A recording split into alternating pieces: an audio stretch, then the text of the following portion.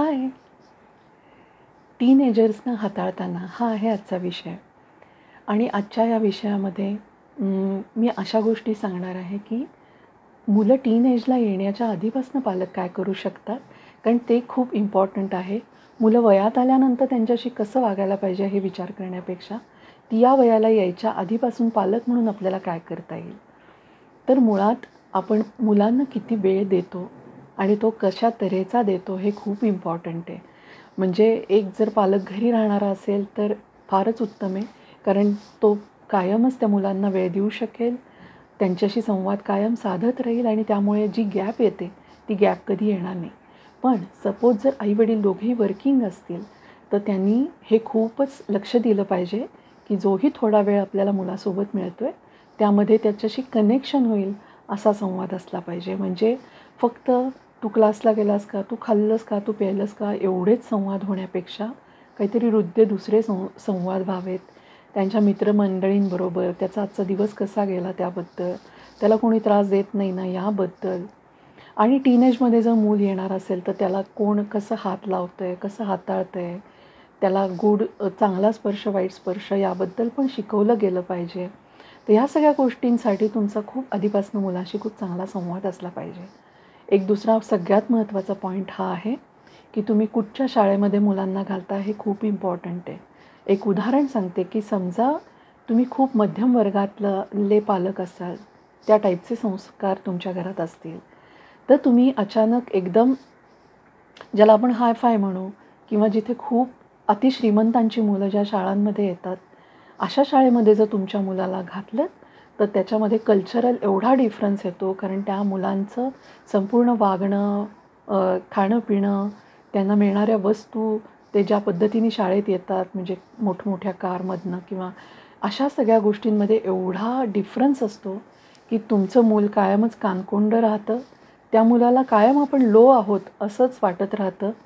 बाकीची मुलं त्या मुलावर खर्च करत राहतात, त्यामुळे त्याला कायमच आपण उपकाराच्या ओझ्याखाली आहोत असंही वाटू शकतं. तर थोडक्यात त्यांनी खूप आत्मविश्वासाने वावरावं असं वाटत असेल तर आपल्या घराशी, आपल्या संस्कृतीशी मिळतं जुळतं वातावरण जिथे आहे अशा शाळेत घालणं फार इम्पॉर्टंट आहे. अनेकदा पालक कोणाला तरी दाखवण्यासाठी, कोणापुढे तरी मिरवण्यासाठी एखाद्या मोठ्या महागड्या शाळेत मुलांना घालतात.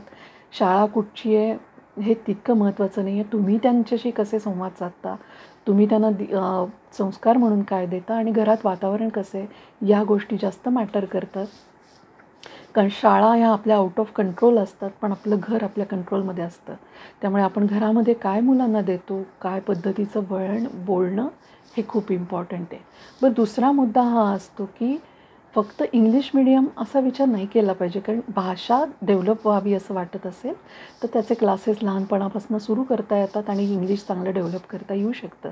त्यामुळे केवळ ती भाषा मिळावी ह्याच्यासाठी तुम्ही इतकं कल्चरल डिफरन्स असलेली शाळा निवडली तर त्याचा त्रास तुमच्या मुलांना खूप होतो आणि याचा एक लाँग टर्ममधला वाईट परिणाम हा होतो की त्यांना आपले आईवडील कायम लहान, कळत नसलेले, बावळट आणि त्यांना त्या गोष्टीचा खूप राग येतो की तुम्ही आम्हाला अशा शाळेत टाकलं की जिथे ती मुलं आमच्या कायम वरचढ असतात, आम्ही कायम खाली असतो. आणि मग शिक्षकसुद्धा अशा मुलांमध्ये भेदभाव करताना दिसतात आपल्याला, जे की खरं तर नसलं पाहिजे, पण इतके आदर्श शिक्षक पण आता राहिलेले नाही आहेत. तर त्यामुळे शाळेचा निर्णय फार विचारपूर्वक असला पाहिजे.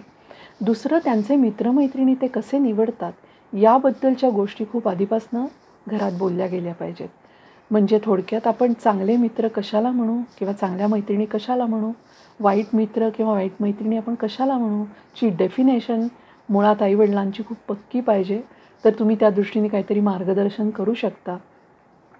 आणि कसे निवडायचे याबाबतीत एक गंमतशीर उदाहरण सांगायचं झालं तर मुलं जेव्हा खूप प्रायमरी शाळेत असतात, छोटी असतात, तर तेव्हा तुम्ही सांगू शकता की जी मुलं अपशब्द वापरत आहेत, घाण बोलत आहेत, तर ते शिव्या देत आहेत, तर असे मित्र तुझे नसावेत. असं हे एक उदाहरण झालं, पण अशा पद्धतीने तुम्ही त्यांना थोडंसं मार्गदर्शन असं करू शकता की तुम्ही कसे चांगले मित्र निवडाल. पुढे गेल्यानंतर अभ्यास करणारे, तुम्हाला जर आपलं मुलं अभ्यासू व्हावं असं वाटत असेल तर तसे मित्र किंवा मैत्रिणी ते निवडत आहेत का यावर तुमचं लक्ष असलं पाहिजे. थोडक्यात संवाद खूप छान असेल पहिल्यापासून तर तुम्हाला आपोआप माहिती राहतं की कोण मित्र आहेत, कोण नाही आहेत. त्यांना घरी बोलवलं पाहिजे त्यांच्याशी गप्पा मारायला किंवा त्यांना घेऊन कुठेतरी बाहेर गेलात तर आपोआपच तुम्हाला त्यांच्यात काय देवाणघेवाण होते, काय बोलतात नेमकं, अशा पद्धतीची माहिती मिळू शकेल. जमलं तर त्या मित्रमैत्रिणींच्या आयांना, वडिलांना पण तुम्ही भेटलं पाहिजे, की जेणेकरून तुम्हाला कळेल की आपलं मूल त्यांच्या घरी जातं म्हणजे नेमकं त्यांचं वातावरण कसं आहे, ती लोकं कशी आहेत. तर मला असं वाटतं याबाबतीत खूप सजग होण्याची गरज आहे. दुसरं महत्त्वाचं, आता मुलं हल्ली खूप ट्रॅव्हल करत असतात.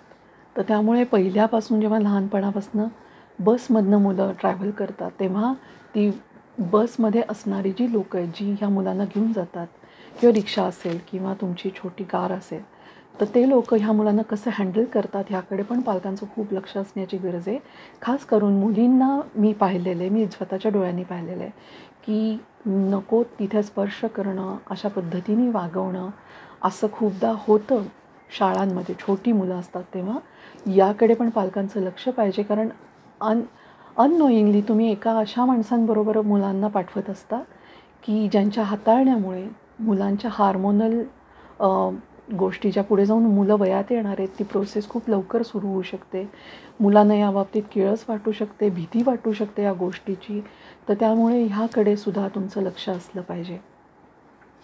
सगळ्यात महत्त्वाची गोष्ट, की जेव्हा ॲक्च्युली मुलं रिबेलियस होतात, तर ज्या मुलांना खूप लहानपणापासून खूप सप्रेस करून ठेवलेलं असतं, सतत धाकात ठेवलेलं असतं आणि हम करे सो कायदा अशा पद्धतीने जर आईवडील वागत असतील, तर डेफिनेटली त्यांची मुलं पुढे जाऊन रिबेलियस होऊ शकतात. एखादं मूल चांगलंही निघू शकतं, पण एखादं मूल इतकं कंटाळलेलं असतं या सगळ्या धाकाला, की त्याला कुठेतरी बर्स्ट व्हावंसं वाटतं. कारण वयात येण्याची प्रोसेस हीच मुळी आपला स्व सापडणं आणि मी पण कोणीतरी आहे, मला पण एक मत आहे आणि मी असं वागणार, मी तसं करणार, ही त्यांची सुरुवात झालेली असते. तर या स्वला डेव्हलप व्हायला खरं तर एन्करेज केलं पाहिजे. तो त्याची मतं मांडत असेल तर मांडू द्यावीत. आईवडिलांनी एक महत्त्वाचं लक्षात ठेवावं, की आपण सुद्धा यातनं गेलेले होतो.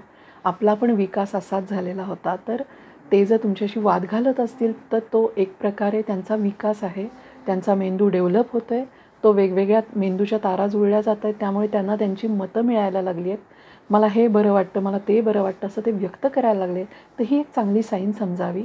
त्यांनी समजा कधी अपशब्द बोललेच, तर त्या क्षणी त्यांच्याशी खूप भांडण न करता किंवा त्यांना मारहाण न करता, मूल जेव्हा शांत होईल तेव्हा त्याला हे सांगितलं पाहिजे, की तू मगाशी असं असं जे बोललास ना, ते मला अजिबात आवडलेलं नाही आहे आणि हेन्सफोर्थ तू असं नाही बोलायला पाहिजेस. अशा शब्दातसुद्धा सांगून तुम्हाला गोष्टींचे विरोध करता येतात.